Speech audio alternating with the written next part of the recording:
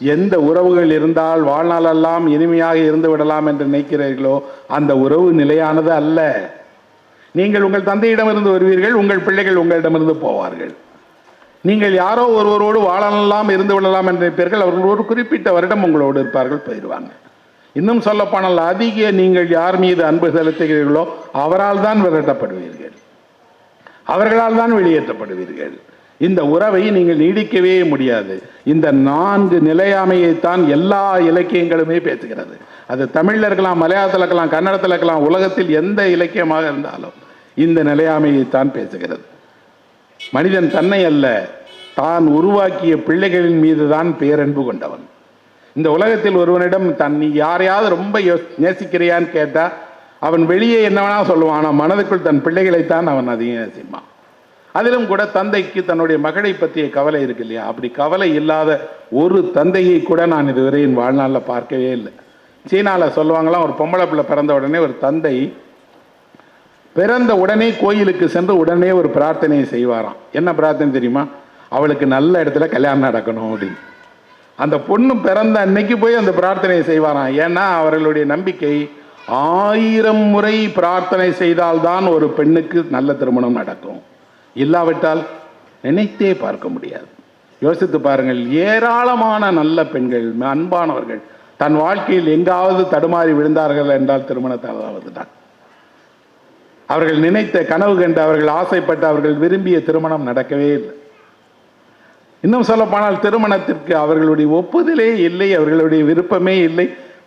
எங்க பாட்டி காலத்தில் 10 வயசுல கல்யாணம் பண்ணி வச்சாங்கிறத விட்டுருங்க, இன்றைக்கும் கூட அந்த விருப்பம் எல்லாம் இல்லை. அப்படின்னா சீனா சொல்லுகிறது 1000 முறை ஒரு தந்தை பிரார்த்தனை செய்வார். பிரார்த்தனை செய்வதோடு அந்த பிரார்த்தனையிலோட நல்ல வாழ்க்கை அமைந்தால் மகள் நல்ல வாழ்க்கை வாழ்வாள், பேரன் பேத்திகள் வருவாங்க, மகளுடைய கண்ணீரிலிருந்து கண்களிலிருந்து கண்ணீர் வராமல் இருக்கும். எனக்கு தெரிந்த ஒரு நண்பர் சொன்னார், நான் என் மகளுக்கு எல்லாவற்றையும் கொடுக்க முடிந்தது, அவள் என்ன கேட்டாலும் என்னால் தர முடியும், ஆனால் அவள் தலையின் முடியில் ஒரு நரை மயிர் வந்தபோது என்னால் தடுக்கவே முடியல. என்ன என்னால் பண்ண முடியாது, நான் அப்போது தான் தெரிஞ்சுக்கிட்டேன் அவளுக்கும் வயசாயிருச்சுன்னு. அப்போ கண் முன்னாடி பிள்ளைகள் வயதாவதை பார்க்கிற, பிள்ளைகளுடைய கனவுகளை பார்க்கிற தந்தைகளுக்கு திருமணம் தான் பெரிய கதை. அதை பற்றி ஒரு சீனாவில் இருக்கக்கூடிய ஒரு எழுத்தாளர் யோங் லீ அப்படிங்கிற எழுத்தாளர் ஒரு கதை எழுதியிருக்காங்க. கதையினுடைய பெயரே 1000 வருட நல்ல பிரார்த்தனை என்பது தான். ஒரு பொண்ணு அமெரிக்காவுக்கு படிக்க போது அமெரிக்காலே வேலை பார்த்து அமெரிக்காலே அங்கே இருக்குது, கல்யாணம் பண்ணிக்கிட மாட்டேங்குது, வயசு ஆகிட்டே இருக்கு. அப்பாவுக்கு கவலை என்னன்னா, காலகாலத்தில் கல்யாணம் பண்ணோம், கல்யாணம் பண்ணிக்கிட மாட்டேங்கிறாளே, ஊருக்கு வேணா வராது. இவருக்கு சீனாவுக்கு விட்டு போன அனுபவமே கிடையாது, ஆங்கிலம் தெரியாது. ஆனால் வேறு வழியே இல்லாமல் ஒரு முறை கிளம்பி இங்கிருந்து போய் மகளை பார்ப்பதற்காக அமெரிக்காவுக்கு போய் மகள் வீட்டு கதவை தட்டுறார். என்னப்பா சொல்லாமல் வந்துட்டீங்க அப்படிங்கிற. நீ தான் வரலையம்மா அப்படின்னா, வாங்கப்பான்னு சொல்லி வர சொல்லி இருக்க சொல்லிட்டு எல்லாம் பண்ணுறா. ஒரே ஒரு விஷயந்தான்ப்பா நீங்கள் இங்கே இருக்கிறதுல, நீங்கள் ஒருபோதும் என் கல்யாணத்தை பற்றி பேசக்கூடாதுன்னு சொல்கிறேன். இவர் சொல்கிறார், வேறு எதை பற்றி பேசுவதற்காகவும் நான் இங்கே வரல, உன் கல்யாணத்தை பற்றி பேசக்கு தான் வந்திருக்கேன். ஆனால் நீ விரும்பினால் யாரையும் காதலிக்கலாம், யாரையும் கல்யாணம் பண்ணிக்கலாம், எனக்கு நீ கல்யாணம் பண்ணிக்கணுங்கிற மட்டும்தாம்மா நிற்கணும். இந்த பொண்ணு சொல்கிறா, ஏன்பா கல்யாணம் கல்யாணம் கல்யாணம் சொல்லிட்டே இருக்கீங்க, அதெல்லாம் தேவையில்லாத ஒரு வாழ்க்கையை வாழ்ந்துட்டு இருக்கிறோம் நாங்கள், எதிர்காலத்துக்கு அதெல்லாம் தேவை கிடையாதுன்னா அவர் சொல்கிறார், எனக்கு தெரியாது மகளே, நாங்கள் ரொம்ப பழைய ஆட்கள், என் தாத்தா அப்படி இருந்தார், எங்கள் அப்பா அப்படி இருந்தார், நான் அப்படி இருந்தேன், அப்படி இல்லாமல் எப்படி வாழ்வீங்கன்னு எனக்கு தெரியாது மகளேன்னா அவர் சொல்கிறா, அப்பா நீங்கள் எங்களோட பற்றி கவலைப்படுறதெல்லாம் வெறும் கற்பனை, இப்போ மறந்துடுங்க. அவர் வீட்டில் இருக்கிறார். வீட்டில் இருக்கும்போது மகள் வேலைக்கு போயிடுறா, இரவில் தாமதமாக வருகிறாள், வந்தால் திருப்பியும் உட்காந்து வேலை பார்க்குறா, சரியாக சாப்பிட மாட்டேங்கிறா. அப்பா அவளுக்காக சமைக்கிறார். அவள் சொல்கிறா, அப்பா நீங்கள் நினைக்கிற மாதிரி சாப்பிட்ற பெண்களும் இல்லை, இப்போது எங்களுக்கு உடல் எடை எவ்வளவு தான் இருக்கணும்னு நினைக்கிறேன், அவ்வளோதான் இருக்கும், நான் அவ்வளோதான் சாப்பிடுவேன். இல்லை மகளே, நிறைய சாப்பிடணும்ல, ஆரோக்கியமாக இருக்கணும்ல. ஆரோக்கியமாக இருந்தால் உங்கள் காலத்தில் மாதிரி 10 பிள்ளைங்களை பெற்றுக்கணுங்கிறதுக்காக ஆரோக்கியமாக வச்சுக்கணும்னு நினச்சிங்க. அப்படி இல்லை, அழகு தான் எங்களுக்கு முக்கியம். இந்த தந்தைக்கு புரியல, உன்னிடம் இல்லாத எந்த அழகை இந்த உடலை வருத்தி கொண்டால் கிடைச்சிடும். இல்லைப்பா, பார்க்குறவர்கள் மெல்லிவான பொண்ணாக இருந்தா, ஒல்லியான பொண்ணாக இருந்தால் தான் அழகுன்னு சொல்கிறாங்க. அது நிஜம் இல்லையே. திடகாத்திரமான பெண்கள் எல்லா வயதிலும் எல்லா நாடுகளிலும் இருந்தார்களே. இப்போ கூட பாருங்க, அவ்வளோ திடகாத்திரமாக விளையாட்டு வீரர்கள் இருக்காங்களே, அவங்க யாரும் ஒல்லியாக இருக்கணும்லாம் இல்லையே. ஆரோக்கியமாக இருப்பது என்பது வேறு, அழகாக இருப்பது வேறு இல்லையாங்கிறார். அந்த காலத்தால் அப்படி தான் சொல்கிறீங்க. நீங்கள் பொது இடத்துக்கு போய் பாருங்கன்னு மாலுக்கு கூட்டிகிட்டு போகிறா. இவளை போன்ற இவள் வயதை ஒத்த பெண்கள் எல்லாம் இதே போல் சின்ன சின்ன உடையை போட்டு வராங்க. என்ன இந்த ஊரில் யாருமே சாப்பாடு போட மாட்டாங்களா, அவங்க அப்பா அம்மா கேட்கவே மாட்டாங்களாங்கிறார். இல்லைப்பா அப்படி தான் இருப்போம். ஒரு நாள் இரவு அவர் காரில் மகள் வந்து இறங்கும் போது ஒரு இளைஞன் கொண்டு வந்து விடுவதை பார்க்கிறார். சந்தோஷம் அடைகிறார். பரவாயில்ல, யாரோ ஒருத்தன் மகளுக்கு காதல் நினைக்கிறான்ட்டு அப்பா அவர்கிட்ட போய் கேட்குறாரு, அவனை கல்யாணம் பண்ணிக்கிடுவான்னு. அவன் கூட இருப்பேன், ஆனால் கல்யாணம்லாம் பண்ணிக்கிட மாட்டேன். அது எப்படின்னு கேட்குறாரு. அதான் சொன்னானேப்பா, உனக்கு புரியாது, அவன் கூட இருக்கலாம். இல்லை மகளே, உனக்கு அவனை பிடிக்கிறது, அவன் உன்னை அவ்வளோ அக்கறையாக வீட்டுக்கு வரைக்கும் கொண்டு வந்து விடுறானே அப்படின்னு. அப்பா அதெல்லாம் வேற வாழ்க்கை, உங்களுக்கு அந்த வாழ்க்கையை தெரியாது, நீங்கள் வேறு காலத்து மனிதர். ஒருவேளை அவன் உன்னை மோசம் பண்ணிட்டான்னா, உன்னை ஏதாவது தவறாக பயன்படுத்திட்டான்னா அதை எனக்கு கையாள தெரியும்ப்பா அப்படிங்கிறார். இவருக்கு அதுவும் இன்னும் பயமாக இருக்கு. இவர் இப்படி ஒரு தந்தையினுடைய கவலைகள், தந்தையினுடைய பிரச்சனைகள், தந்தை அடைகிற மன விஷயங்களை எல்லாம் யாரிடம் சொல்வதுன்னு தெரியும். அந்த கதை எங்கே அழகாக ஆகிறது தெரியுமா? மகளும் அவரும் வேறு வேறு அறைகளில் படுத்திருக்கிறார். ஒரே சுவர், அந்த பக்கம் மக படுத்திருக்கா அடுத்த அறையில், இந்த அறையில் இவர் படுத்திருக்கிறார். அந்த சுவரிடம்தான் சொல்லுகிறார். அந்த சுவரிடம் தந்தை சொல்லுகிறார், நான் ஒரு தந்தையாக இப்படியெல்லாம் கவலைப்படுவது தவறா? இப்படி கவலைப்படுவதனால் அவளுக்கு ஏதாவது பிரச்சனை இருக்கா? இன்னொன்று, ஒரு பெற்றோர்களே இப்படியெல்லாம் பிள்ளைகளுடைய ஆரோக்கியத்தை, உடலை, அவர்களுடைய நலத்தை கவலைப்படாவிட்டால் இந்த உலகம் கவலைப்படுமா என்ன? இந்த குடியிருப்பில் இருக்கக்கூடிய யாராவது ஒருவர் கதவை தட்டி, மகளே உனக்கு இந்த உணவு பிடிக்குமே, நீ சாப்பிட்டியான்னு கேட்பாங்களா? நான் தானே கேட்க வேண்டும். என்னை ஏன் ஒரு பழைய காலத்து மனிதன் நினைக்கிறாங்க? உண்மையில் அப்படி பழைய காலத்து மனிதர்கள் இருக்கிறோமா அப்படின்ட்டு அவர் ஒரு அழகான கேள்வியை கேட்கிறார். நாம் பிள்ளைகளின் மீது காட்டுகிற பாசம் என்பதில் பழைய பாசம், புதிய பாசம்னு ஒன்று இருக்கா என்ன? இல்லையே. ஆனால் மொழி மாறிடுச்சு, வாழ்க்கை மாறிடுச்சு, தரம் மாறிடுச்சு, உலகம் மாறிடுச்சு என்பதால் நாம் ஒரு சுவரால் பிரிக்கப்பட்டிருக்கிறோம். இந்த சுவர் வெறும் சுவர் அல்ல. பண்பாட்டால், கலாச்சாரத்தால், பல்வேறு நாடுகளால், பல்வேறு விதமான வாழ்க்கையினுடைய சுவர்களால் பெற்றவர்கள் பிள்ளைகளால் பிரிக்கப்படுகிறார்கள். இன்னும் சொல்லப்போனால் உறவுகளுக்கு இடையில் இப்படி ஒரு ஆழமான உயரமான சுவர் வந்துருச்சு. சுவரை பார்த்து பேசுகிற ஒரு மனிதராக இருக்கும்போது இந்த தந்தை இருக்கிறார். அந்த பக்கம் அந்த பெண், கதை அங்கே முடிஞ்சிடல, சுவரை பார்த்து கண்ணீர் விடுகிறார். நீங்கள் ஓடோடி சேகரித்த உங்கள் வாழ்க்கையினுடைய அத்தனை அனுபவங்களும் உங்கள் காலத்துக்கு அப்புறம் அப்படியே மறைஞ்சு போயிடும். இன்றைக்கி வந்து ஒரு ஃபோன்லேருந்து இன்னொரு ஃபோனுக்கு ஒரு ஃபைலை ட்ரான்ஸ்ஃபர் பண்ணுற மாதிரி உங்களுடைய அத்தனை அனுபவங்களையும் உங்கள் பிள்ளைகளுக்கு ட்ரான்ஸ்ஃபர் பண்ணிட முடியாது. நீங்கள் அரும்பாடுபட்டு தேடி சேகரித்த உங்கள் அறிவு அவ்வளவுமே உங்கள் காலத்தோடு முடிந்துவிடும். ஆனால் புத்தகம் என்ன செய்கிறதுன்னா அதை பதிவு செய்து ஒரு தலைமுறையிடமிருந்து இன்னொரு தலைமுறைக்கு கொடுத்துக்கிட்டே இருக்கு. அதில் ஆய்வு நூல்கள், வரலாற்று நூல்கள், கட்டுரை நூல்கள் என்று ஏராளம் இருந்தாலும் இவை எல்லாதை விட, இப்போ நான் ஒரு கதையை சொன்னேன், இந்த கதையை நீங்கள் படிக்கலாம், ஆனால் கேட்ட மறுநிமிடம் அந்த கதை உங்கள் மனதில் அப்படி இருக்கு. அந்த ஆறுமுகத்தை உங்களுக்கு தெரிகிறது, இந்த திருவேங்கடத்தை உங்களுக்கு தெரிகிறது என்றால் கதைதான் ஒரு மனிதனை எளிமையாக, உணர்ச்சி பூர்வமாக, இன்னும் சொல்லப்போனால் அவனுடைய சொந்த வாழ்க்கையும் படிப்ப கதையினுடைய சொந்த வாழ்க்கைக்கும் இடையில் நேரி தொடர்பு இருக்கிறது என்பதை உணர வைக்கும். இப்போ நல்ல கதைகள் தமிழில் நிறையவே இருக்கு. இப்போ நான் 2 சொன்ன கதைகளுமே என்னன்னா உணர்ச்சி பூர்வமாக, இன்னும் சொல்லப்போனால் ஒரு துயரத்தினுடைய கதைகள் என்றால் துயரம் மட்டும்தான் கதைகளா? இல்லையே. இதே நகரத்தில் ஒரு சின்ன சைக்கிளை வைத்துக்கொண்டு ஒரு சாதாரண வாழ்க்கையை வாழ்ந்துட்டு தமிழினுடைய மிக முக்கியமான ஒரு படைப்பாளி இருந்தார். அவர் பெயர் அசோகமித்திரன் என்று. நீங்கள் டி நகரில் இருந்தீங்கன்னா தெரியும். ஒரு சைக்கிளில் தான் வருவார், சைக்கிளை வச்சுட்டு தான் இருப்பார், நடந்து போவார். ஒரு சின்ன வேலை செய்து சம்பாதித்தவர். ஆனால் அவர் எழுதிய கதைகள், அவருடைய படைப்புகளுக்கு உண்மையில் ஒரு நோபல் பரிசு பெறுவதற்கான தகுதியுடைய படைப்புகளை அவர் எழுதியிருக்கிறார். அவ்வளவு நல்ல கதைகள், அவ்வளவு நல்ல நாவல்கள் எழுதியிருக்கிறார். ஆனால் அவ்வளவு வாழ்க்கையினுடைய சிரமங்களுக்கு இடையில், துயரங்களுக்கு இடையிலும் அவரிடம் படிக்கும்போது நீங்கள் அவருடைய ஒரு கதையை வாய்விட்டு சிரிக்காமல் படிக்கவே முடியாது.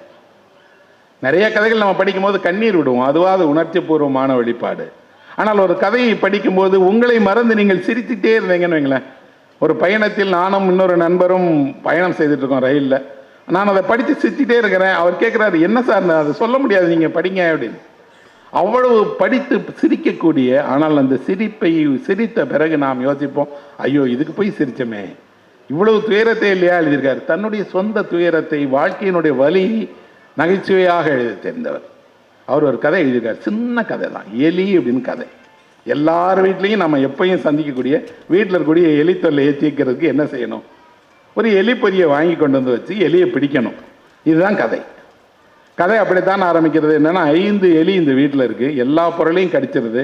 அதற்கு அந்த எலிகளுக்கு எவ்வளோ வித்தியாசம் தெரியல அப்படின்னா, நம்மளோட பட்டு புடவை எது, நம்ம வீட்டில் இட்லி கொப்பரைக்கு போடக்கூடிய துணி எதுலாம் தெரியலை, எல்லாத்தையும் அது சாப்பிட்ருது.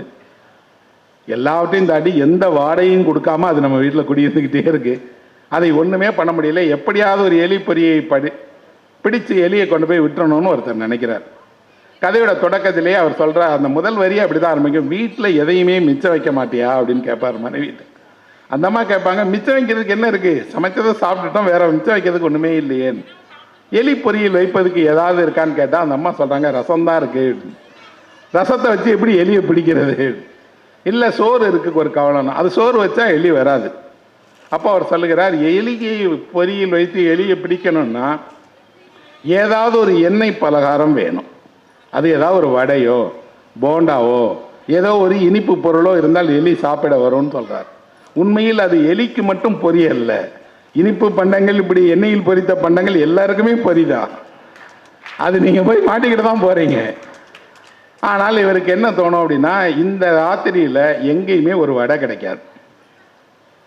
அப்போ அவர் என்ன நினைக்கிறாருன்னா, கடை தெருவில் போய் மீதமாக கடையில் போட்ட மீதம் இருக்கும் இல்லையா, அது ஏதாவது கேட்கலான்னு பார்த்தா எல்லா டீ கடையும் பார்க்குறாரு, எந்த கடையிலையும் மீதமான ஒரு வடையோ பஜ்ஜியோ எதுவுமே இல்லை. நடந்து வருகிறார். டி நகரோட முனையில் பொதுக்கூட்டம் நடக்கிறது. அங்கே ஒரு மேடை பேச்சாளர் அமெரிக்க நிக்சனுக்கு சவால் விட்டுட்டு இருக்கிறார்.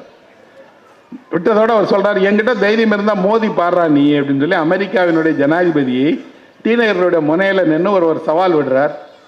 அந்த சவால் விடுவதை கேட்பதற்காக ஒரு 100-200 பேர் உட்கார்ந்து கைதட்டி ஆரவாரமாக கேட்குறாங்க. இவர்களுக்கு பக்கத்தில் ஒருவர் உட்கார்ந்து சூடாக பஜ்ஜி போட்டுட்ருக்கார், ஒரு தள்ளு வண்டியில். அவர்கள் பஜ்ஜி சாப்பிட்டுட்டே ஆரவாரமாக கேட்கும்போது இவர் போய் ஒரு வடை வேணும்னு கேட்குறார்.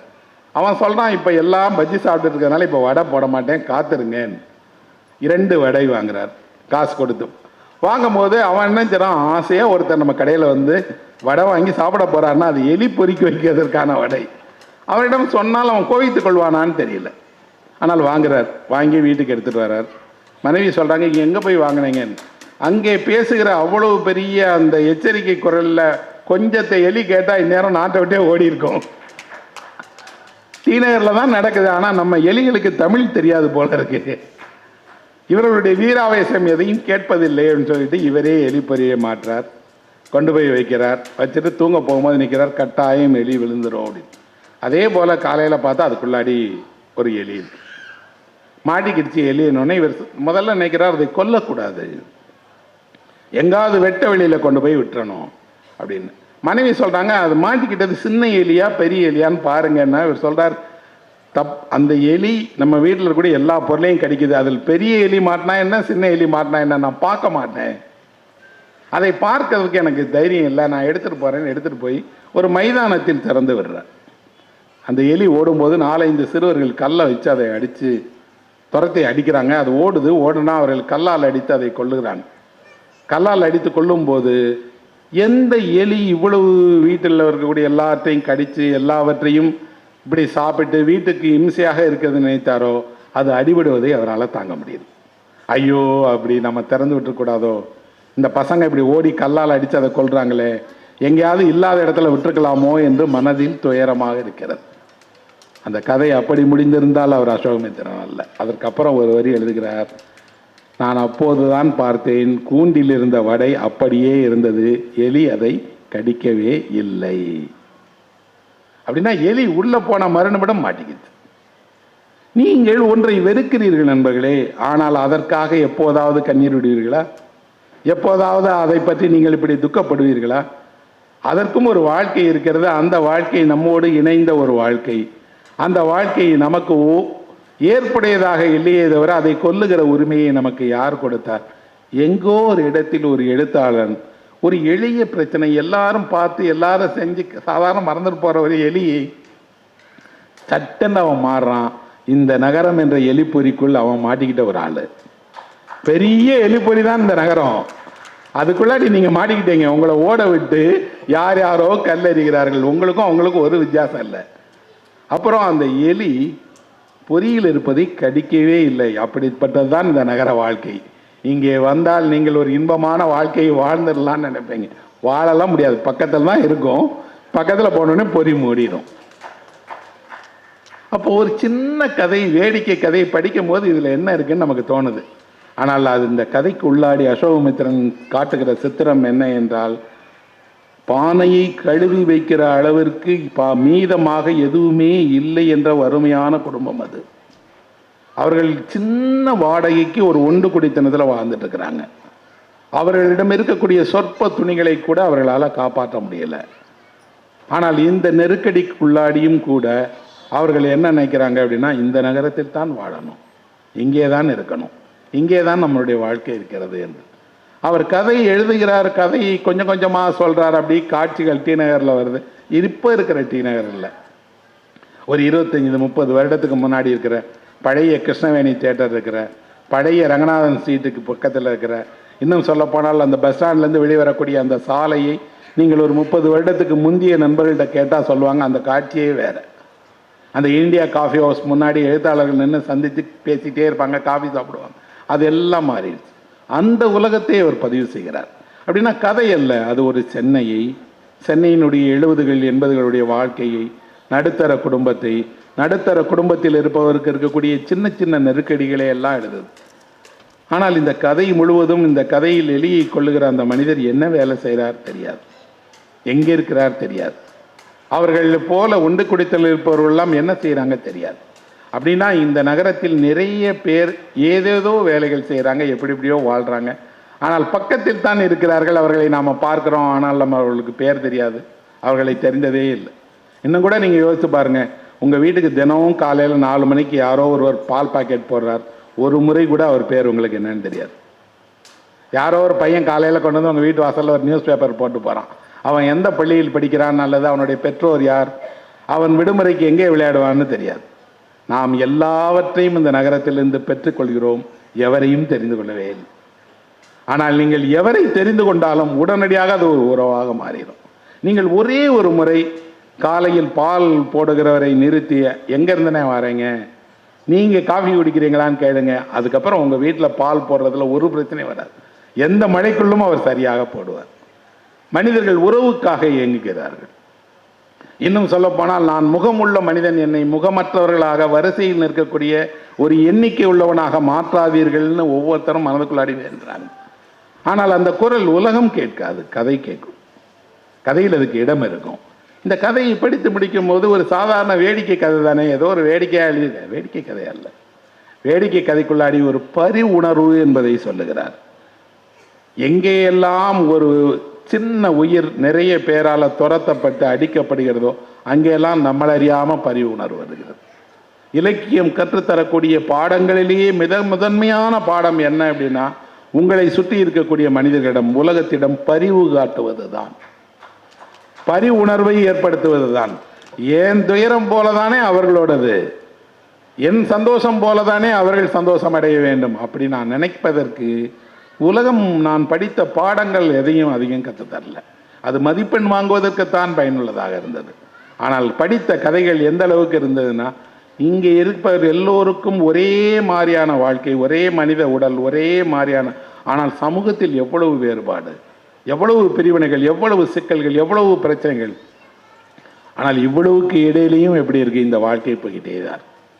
இந்த வாழ்க்கையில் எல்லா உறவுகளையும் விட மனிதர்கள் மிக அடிப்படையாக நம்புவது உலகத்தை அல்ல, வீட்டை, வீட்டில் இருக்கக்கூடிய மனிதர்களை, குடும்பத்தை, பிள்ளைகளை, மகனை, மகளை, அவர்களை வளர்க்கிற வதத்தை, தன்னை விட மேலான ஒரு வாழ்க்கையை தன் மகனுக்கோ மகளுக்கோ கொடுத்து விட மாட்டோமோ என்கிற அவர்களுடைய அந்த ஏக்கத்தை, அதைத்தான் கதைகள் எழுதுகிறது. எந்த கதை வேணாலும் படிங்க, அந்த கதைகளுக்குள்ளாடி 4 விஷயங்கள் திரும்ப திரும்ப எழுதப்பட்டே இருக்கு. என்ன அப்படின்னா, எல்லாமும் நிலைத்திருக்காது, நிலையானது இல்லை என்பதை சொல்வது தான். என்ன நிலைத்திருக்காது? நீங்கள் எவ்வளவு சம்பாதித்தாலும் இந்த செல்வம் நிலைத்திருக்காது. உங்கள் தலைமுறைக்கு இருக்கும், இன்னொரு தலைமுறைக்கு இருக்கும், அதுக்கப்புறம் எல்லாம் போயிடும். நிறைய நேரத்தில் உங்கள் காலத்திலேயே நீங்கள் சம்பாதித்த எல்லாமும் போயிடும். செல்வம் நிலையானது இல்லை. நீங்கள் வாழ்க்கையெல்லாம் பணம் இருந்தால் வாழ்ந்து விடலாம் என்று நினைக்கிறீர்களே, அது நிஜம் இல்லை. அப்படி வாழ முடியாது. வாழ முடியாது என்பதோடு இந்த செல்வம் கரைந்து போய்விடும். ஒரு செல்வமோ பணமோ பொருளோ வரும்போது அது தனியே வராது, அது பிரச்சனைகளை அழைத்து வரும். உங்கள் உறவுகளுக்குள் கசப்பை உருவாக்கும்னு இலக்கியம் சொல்லிட்டே இருக்கு. இதே போலதான் இன்னொன்று இருக்கு. செல்வம் இருந்தால் செல்வாக்கு இருக்கும், புகழ் இருக்கும். செல்வமும் செல்வாக்கும் சேர்ந்தால் அவர் மிகப்பெரிய இடத்துக்கு வருவார். உங்கள் செல்வாக்கும் புகழும் நீடித்திருக்காது. உங்கள் செல்வாக்கு இன்றைய செல்வாக்கு, இன்றைய புகழ். நேற்றைய புகழ் வேறொருவருக்கு, நாளைய புகழ் வேறொருவருக்கு. உங்கள் புகழும் உங்களுக்கு இருக்கக்கூடிய செல்வாக்கும் நிலையானது அல்ல. அதே போலதான் உங்கள் ஆரோக்கியம். 20 வயதில் நீங்கள் சொன்னதை கேட்ட கால் 50 வயதில் நீங்கள் சொன்னதை கேட்காது. 20 வயதில் நீங்கள் ஓடி ஆடி விளையாடிய உங்கள் உடல் 70 வயதில் ஒத்துழைக்காது. உங்கள் ஆரோக்கியம் நிலையானது அல்ல. இந்த நிலையில்லாத உங்கள் உடலை கொண்டுதான் நீங்கள் எல்லாவற்றையும் அடைய வேண்டும் என்பதை இலக்கியம் சொல்லிட்டே இருக்கு. ஒரு நாட்டினுடைய வளர்ச்சி என்பது புள்ளியியலில் மாத்திரம் இல்லை. இன்றைக்கு நான் எந்த புள்ளியியலையும் இங்கே சொல்ல போவதில்லை. ஒரு நாடு வளர்ந்திருக்கிறது என்றால் ஜிடிபி எப்படி இருக்க வேண்டும், ஒரு நாடு வளர்ந்திருக்கிறது என்றால் பொருளாதார சூழல் எப்படி இருக்க வேண்டும், எவ்வளவு சதவிகிதம், எவ்வளவு விழுக்காடு எதிலே இருக்க வேண்டும் என்றெல்லாம் பல வகையான புள்ளியியலை நாம் பார்க்கிறோம்.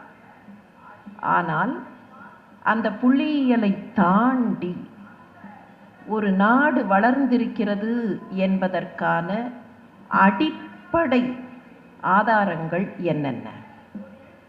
ஒரு நாடு வளர்ந்து கொண்டிருக்கிறது அல்லது வளர்ந்திருக்கிறது என்பதற்கு எந்த ஆதாரங்களை அடிப்படையாக நாம் வைத்துக்கொள்ள முடியும்?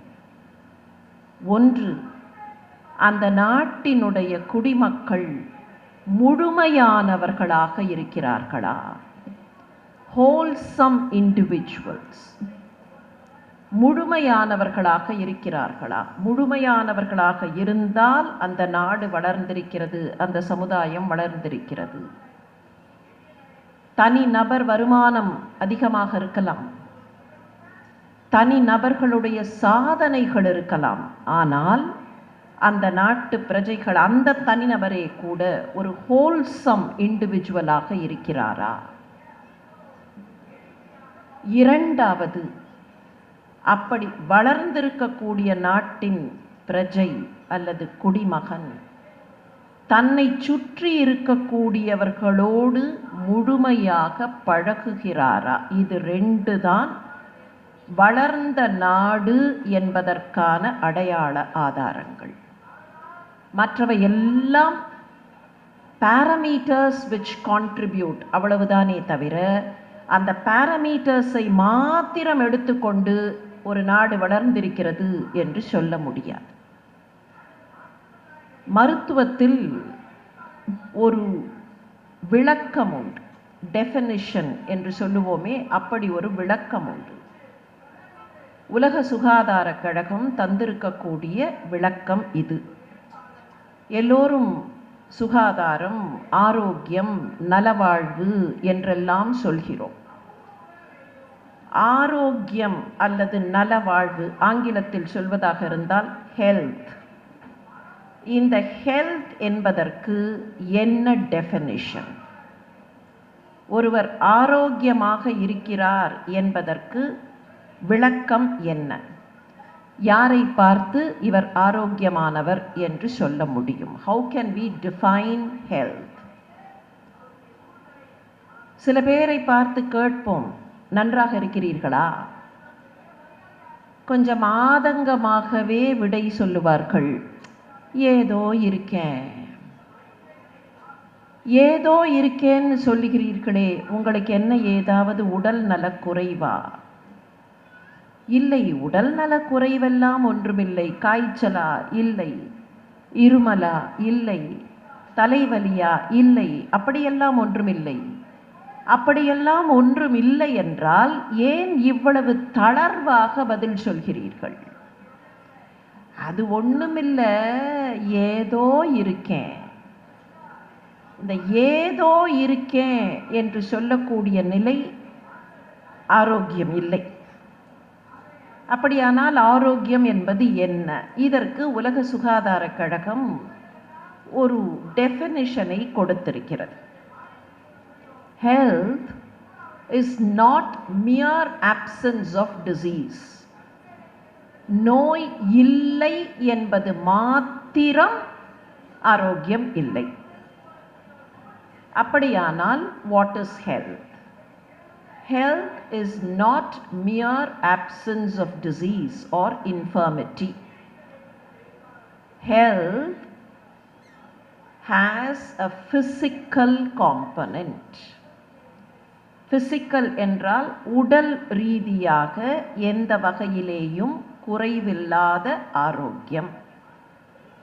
சரி, ஒருவர் உடல் ரீதியாக எந்த குறையும் இல்லாமல் இருக்கிறார், அவருக்கு எந்த பிரச்சனையும் இல்லை, உடலின் உறுப்புகள் எல்லாம் நன்றாக வேலை செய்கின்றன, எந்த உறுப்பிலேயும் சிக்கல் இல்லை. அப்படியானால் அவரை முழுமையான ஆரோக்கியம் கொண்டவர் என்று சொல்லிவிட முடியுமா? முடியாது. சில பேரை பார்த்து சொல்வோம், பார்ப்பதற்கு உருவத்தில் மனிதராக இருப்பாரே தவிர அவர் ஒரு மாதிரிங்க. ஒருவர் உடல் ரீதியாக ஆரோக்கியமாக இருந்தால் போதாது, மன ரீதியாகவும் ஆரோக்கியமாக இருக்க வேண்டும். அப்படியானால் health will have physical component, mental component. ஒருவர் மன ரீதியாகவும் ஆரோக்கியமாக இருக்கிறார், அவருக்கு எந்த குறையும் இல்லை, அப்படியானால் அவர் ஆரோக்கியமானவர் என்று சொல்லிவிட முடியுமா? உடல் ரீதியாக எந்த பிரச்சனையும் இல்லை, மன ரீதியாக எந்த பிரச்சனையும் இல்லை, உடலும் மனமும் நன்றாக இருக்கின்றன, அவரை ஆரோக்கியமாக இருக்கிறார் என்று சொல்லிவிட முடியுமா என்றால் மருத்துவ உலகம், அறிவியல் உலகம் சொல்கிறது முடியாது. ஏன் முடியாது? physical, mental and social well-being. Health should have physical, mental and social well-being.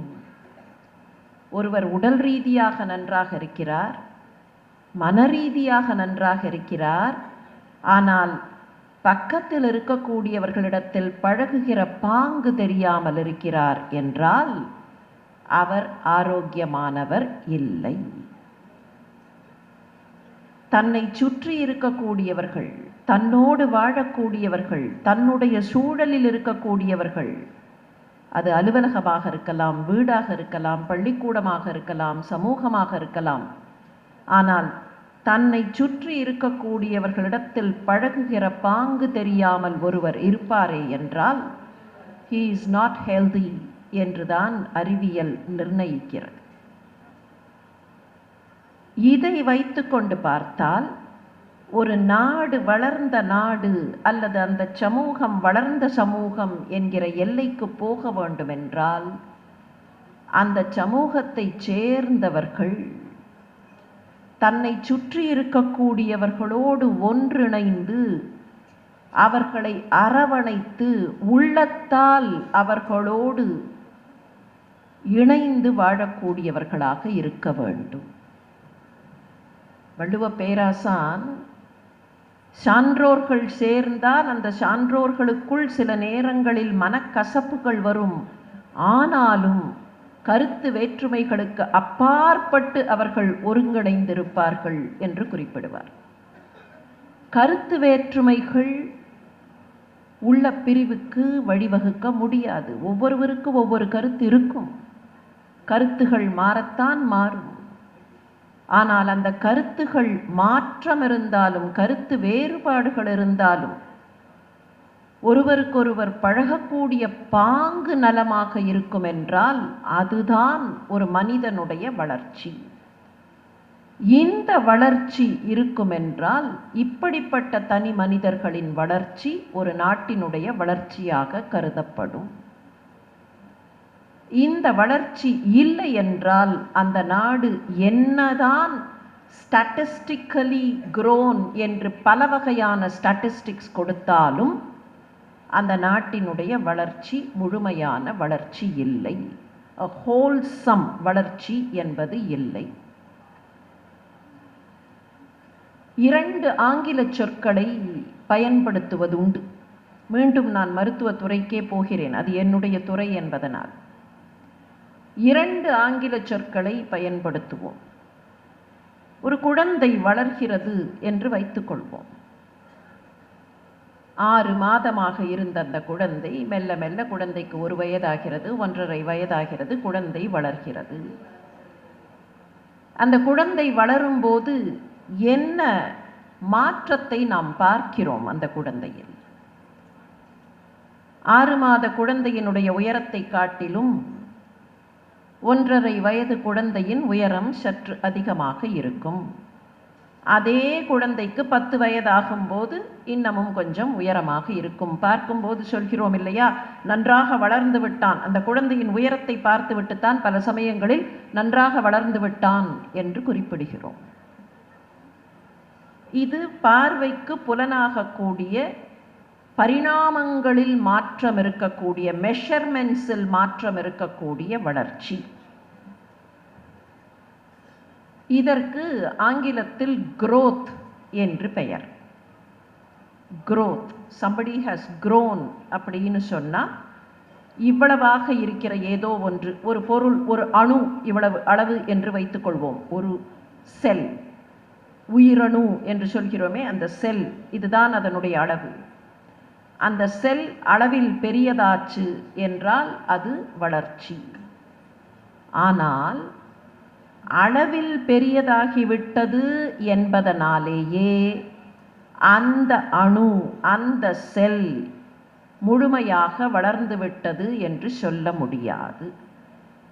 காரணம், அதனுடைய அளவு பெருத்திருக்கும், ஆனால் அதற்குள்ளே இருக்கக்கூடிய அதனுடைய நுண்பகுதிகள் எந்த அளவுக்கு பக்குவம் அடைய வேண்டுமோ அந்த அளவுக்கு பக்குவம் அடைந்திருக்கா. அளவில் பெரியதாக இருக்கலாம், ஆனால் அதற்குள்ளே இருக்க வேண்டிய இந்த அணு இந்த பக்குவத்தை அடைய வேண்டும், இந்த அளவுக்கு அதற்குள்ளே மெச்சூரிட்டி வர வேண்டும் என்றால் அது வந்தால்தான் அது வளர்ச்சி. இந்த பக்குவம் அடைதலுக்குத்தான் டெவலப்மெண்ட் என்று ஆங்கிலத்தில் பெயர். growth and development என்றே சொல்லுவார்கள். growth is mere increase of dimensions. Development is maturity that comes into whatever component. புற்று அணுக்கள் என்றெல்லாம் சொல்கிறோம் இல்லையா, கேன்சர் கேன்சர் என்று பேசுகிறோமே.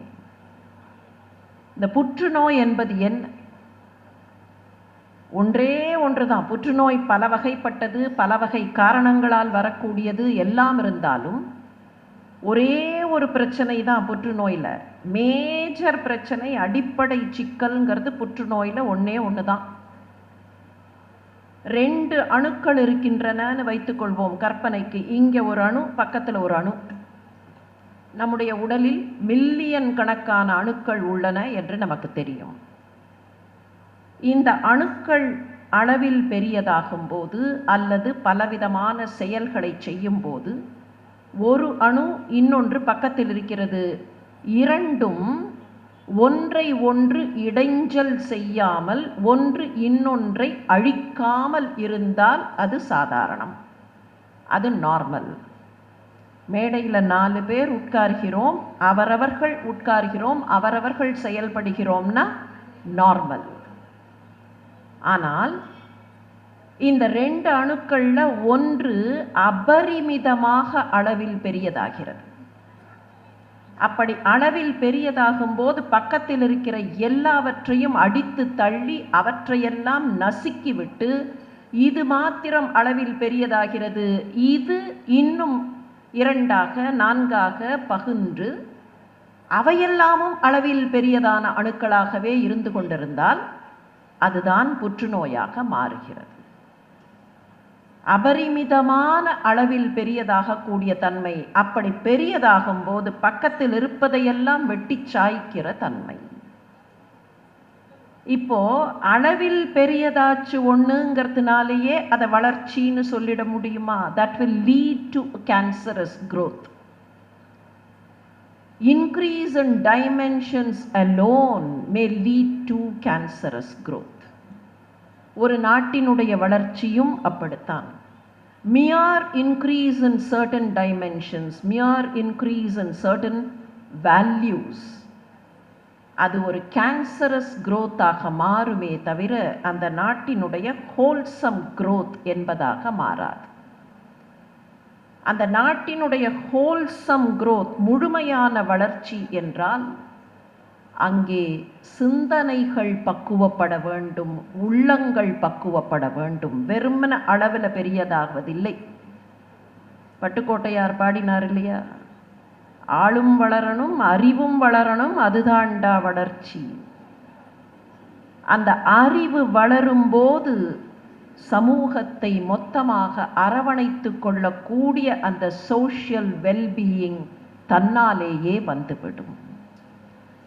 சரி, இப்படிப்பட்ட ஒரு வளர்ச்சி நமக்கு வேண்டுமென்றால் அதற்கு என்ன வழி?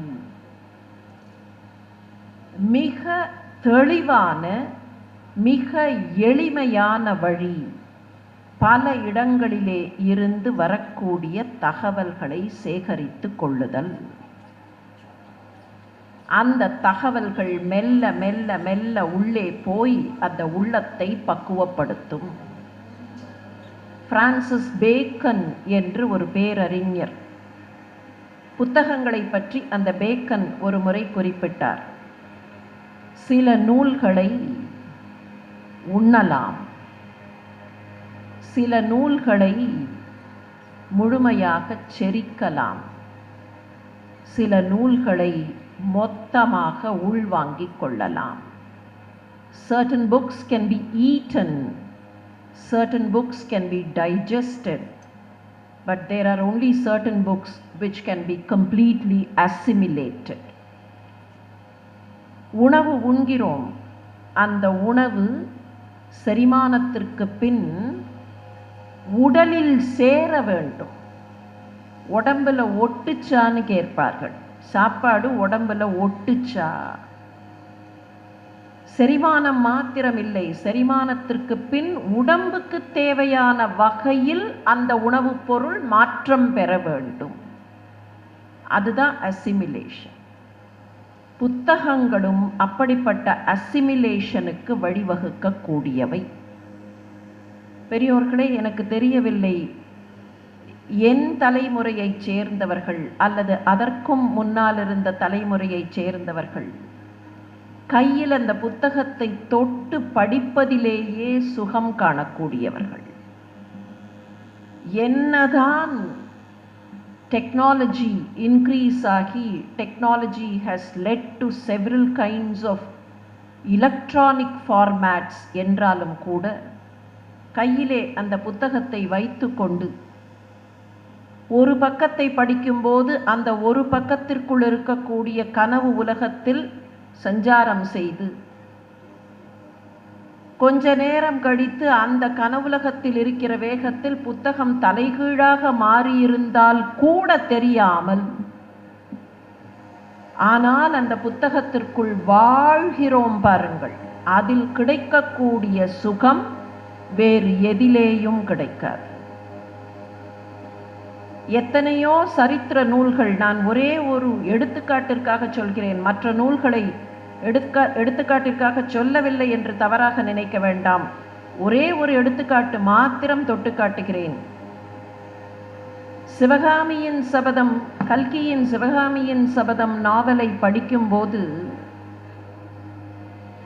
தானும் சிவகாமியாக மாறி மாமல்லபுரத்து பாறைகளில் நாட்டியம் ஆடாதவர்கள் உண்டா? You go into it, you live through it. அப்படி வாழுகிற, அந்த சூழலுக்குள் சென்று வாழுகிற ஒரு பக்குவத்தை புத்தகங்கள் தருகின்றன.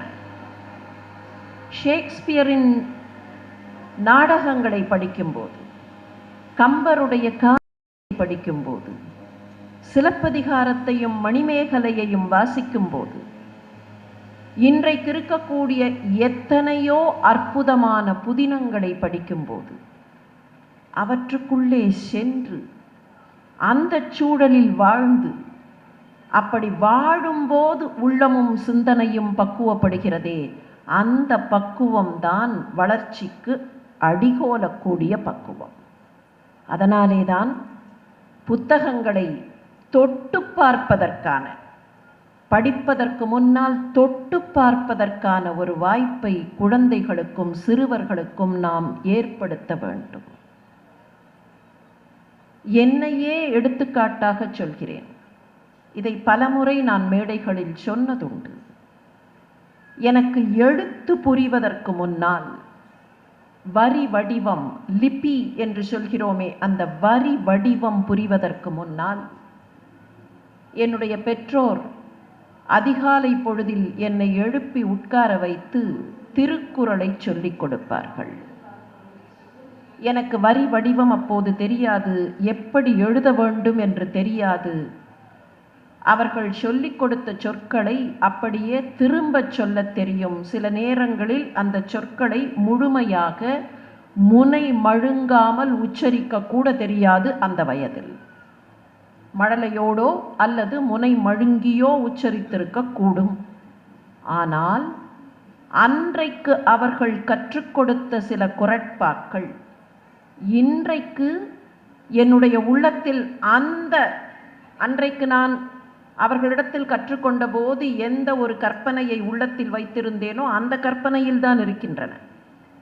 நெருநல் உளன் ஒருவன் இன்றில்லை என்னும் பெருமை படைத்தி உலகு என்கிற குறள் இன்று வரையில் என்னுடைய உள்ளத்தில் என் தாய் சொல்லிக் கொடுத்த ஏதோ ஒரு இமேஜில் இருக்கிறதே தவிர, அந்த சொற்கள் புத்தகத்தில் பார்க்கக்கூடிய சொற்களாக கூட என்னுடைய உள்ளத்தில் இல்லை. ஆனால் அன்றைக்கு நான் கற்றுக்கொண்டதாக இருக்கிறது. இதை எதற்கு சொல்கிறேன்? அன்றைக்கு வரி வடிவம் தெரியாத நிலையில் சொல்லிக் கொடுக்கப்பட்ட அந்த குறட்பாக்கள் நான் கிழித்து போடுவதற்காக என் பக்கத்திலே வைக்கப்பட்ட புத்தகங்கள், அவைதாம் என்னுடைய உள்ளத்தை பக்குவப்படுத்தின. எனவேதான் நாம் ஒவ்வொருவரும் நம்முடைய வருங்கால தலைமுறைக்கு நல்ல சிந்தனைகளை கொடுக்க வேண்டும் என்று ஆசைப்பட்டால், முழுமையான வளர்ச்சியை நம்முடைய சமூகத்திற்கு தர வேண்டும் என்று விருப்பப்பட்டால், புத்தகங்களை நம்முடைய சூழலில் பரத்தி போட்டாவது வைக்க வேண்டும். இங்கேயும் அங்கேயும் 2 புத்தகங்கள், எத்தனையோ அலங்கார பொருட்களை வீட்டில் வைக்கிறோம். அந்த அலங்கார பொருட்களுக்கு இருக்கக்கூடிய இடத்தில் குறைந்தபட்சம் 25-30 விழுக்காடாவது புத்தகங்களுக்கு இருக்க வேண்டும் என்பதை நாம் எல்லோரும் ஒரு பிரதிஜையாகவே எடுத்துக்கொள்ள வேண்டும். சரி, இத்தனை புத்தகங்கள், இந்த புத்தகங்களை எல்லாம் எங்கே வைப்பது? நான் படித்து முடித்து விட்டேன், இதற்கு பின்னர் இதை தூசி தட்டி வைப்பதற்கு இடமில்லை என்று ஆதங்கப்படலாம். புத்தக அரங்குகளுக்குள்ளே போனபோது அங்கே தென்பட்ட ஓர் அற்புதம். சிறைச்சாலையிலே இருக்கக்கூடிய நம்முடைய நண்பர்களுக்காக, நம்முடைய சக மனிதர்களுக்காக நம்மிடத்தில் இருக்கக்கூடிய புத்தகங்களை கொடுத்தால் அவர்கள் பெற்றுக்கொள்கிறார்கள். என் வீட்டில் வைப்பதற்கு இடமில்லை, நான் இதை படித்து விட்டேன், வேர் டு ஐ கீப் என்கிற கேள்விக்கு இனிமேல் இடமில்லை. வேர் டு ஐ கீப் என்று கேட்டால், here there is an avenue to keep all those books என்கிற ஒரு கதவு திறந்திருக்கிறது. வழி இருக்கிறது. மனம் இருந்தால் மார்க்கம் இருக்கிறது. சிந்தனை தெளிவாக இருந்தால் வழி இருக்கிறது. நம்முடைய நாடு உயர வேண்டும் என்று நாம் அத்தனை பேரும் ஆசைப்படுகிறோம். அந்த ஆசையில் எந்த விதமான இரண்டாவது அபிப்பிராயமும் கிடையாது. ஆனால் அந்த ஆசையை எளிமையாக நிறைவேற்றுவதற்கு, இதை படிக்க வேண்டும், இப்படி போக வேண்டும், இவ்வளவு அச்சீவ் பண்ண வேண்டும், எவரெஸ்டை எட்டி பிடிக்க வேண்டும், இந்த டார்கெட்ஸ் எல்லாம் நிறைவேற வேண்டும் என்றால் அதற்கு ஒரே ஒரு வழி, read read read read reread reread reread. இதனால் என்ன பயன் என்று நீங்கள் கேட்கலாம். ஒரே ஒரு கருத்தை சொல்லி என்னுடைய உரையை நிறைவு செய்கிறேன். வாழ்க்கையில் நாம் எல்லோரும் கற்றுக்கொண்டே இருக்கிறோம். we keep learning. லேர்னிங் இல்லை என்றால் வாழ்க்கை இல்லை. புதியது புதியதாக ஏதோ ஒன்றை கற்றுக்கொண்டிருக்கிறோம். எங்கே கற்றுக்கொண்டிருக்கிறோம்? எல்லா இடத்திலேயும். அந்த வாசலிலே இருந்து இந்த அரங்கம் இருக்கிற இடம் வருவதற்குள் ஏதோ ஒன்று புதியதாக நமக்கு தகவலாக பதிந்திருக்கும், தென்பட்டிருக்கும். ஏதோ ஒன்று. There is something to learn everywhere. There is something to learn in every person whom we meet. There is something to learn all around us. ஆனால் இப்படி கற்றுக்கொள்ளுவதற்கு, கற்றுக்கொண்டே இருப்பதற்கு, கற்றுக்கொண்டே இருந்தால்தான், கற்றுக்கொண்டே இருப்பதுதான் வாழ்க்கை. ஒரு மரம் ஏதாவது ஒரு சின்ன துளிர் விட்டுக்கொண்டேதான் இருக்கும், அப்போதுதான் அது வாழுகிறது என்று பொருள். அதே போலத்தான் மனிதர்கள் கற்றுக்கொண்டே இருந்தால்தான். ஒன்றும் வேண்டாம், எல்லா ஜீவராசிகளும் கற்றுக்கொண்டேதான் இருக்கின்றன. 2 ஆண்டுகளாக கோவிட் என்கிற ஒரு பெரும் தொற்று நம்மை எல்லாம் அச்சுறுத்தி கொண்டிருந்தது இல்லையா? கொஞ்சம் எண்ணி பாருங்கள். என்ன சொன்னோம்? வைரஸ் தன்னை உருமாற்றிக்கொண்டே இருக்கிறது. அந்த உருமாற்றம் என்ன? The virus is learning every day to survive. தன்னை உருமாற்றிக்கொண்டே இருக்கிறது. எதற்காக? தான் எப்படியாவது வாழ்ந்து கொண்டே இருக்க வேண்டும் என்பதற்காக எப்படி உருமாற்றிக்கொள்வது என்று கற்றுக்கொண்டே இருக்கிறது. ஆனால் மனிதர்கள் கற்றுக்கொள்வதற்கும் வைரஸ் போன்ற உயிர் இல்லாத உயிர் அணுக்கள் கற்றுக்கொள்வதற்கும் என்ன வித்தியாசம்? அவை கற்றுக்கொள்கின்றன merely to survive. ஒரு நாய் இருக்கிறது, நான் வாழ வேண்டும் என்பதற்காக எங்கே ஓடினால் எங்கே உணவு கிடைக்கும் என்று கற்றுக்கொள்கிறது. அது மியர் சர்வைவல், உயிர் வாழ்வதற்காக மட்டுமே கற்றுக்கொள்ளுதல்.